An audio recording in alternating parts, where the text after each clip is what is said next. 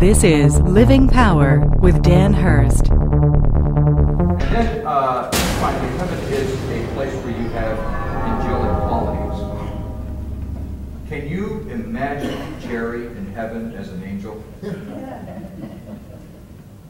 By the way, we always tend to think of angels as having these long white robes and these halos and wings, because that's what we do at Christmas. Or year-round, if you're at my house, because my wife collects angels. And she's really into, what do you call those, country, not country, but, what?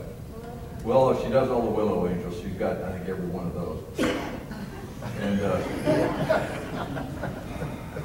what are they, and well, that's such a racket.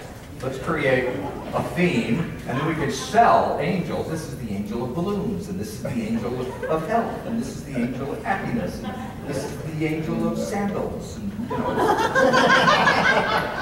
the dumbest thing, It's like angels have got to be looking at those going, what? we don't care about marbles,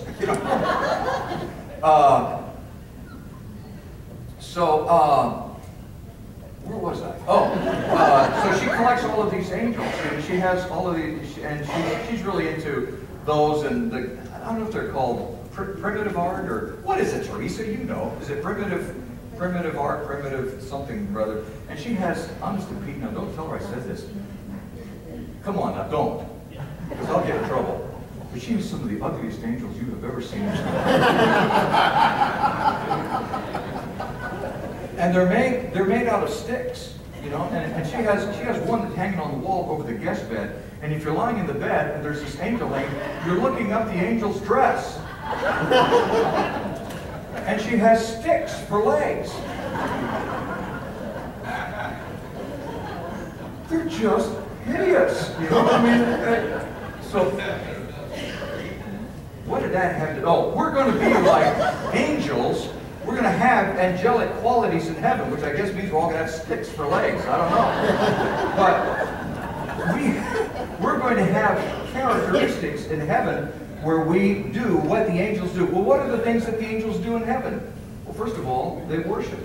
And second of all, they rule.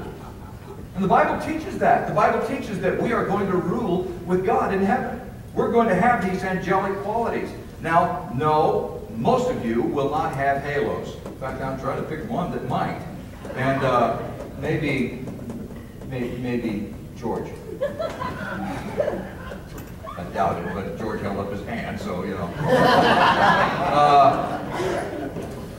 we're not going to have halos, we're not going to have angels, and but we are going to have these qualities, and we are going to worship, and we're going to rule.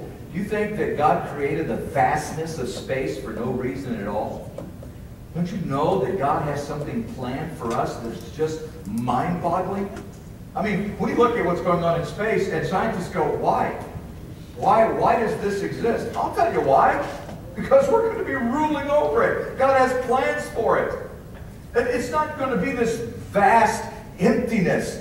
God's going to do something with space that's just going to be awesome. I can't prove it, but I can tell you that's the way God does things. He creates beauty out of ashes. He creates wonder out of that which is just dead. Makes no sense at all. And I believe that we're going to see something incredible when we get to heaven, when earth is done, that God does something just amazing, and we're going to have the responsibility to rule over it.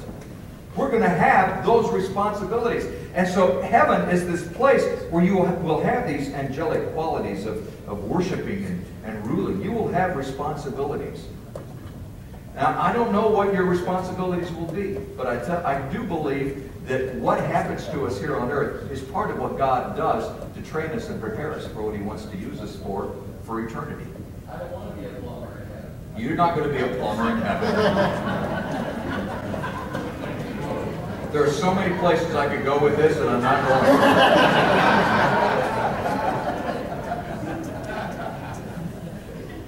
He is Lord.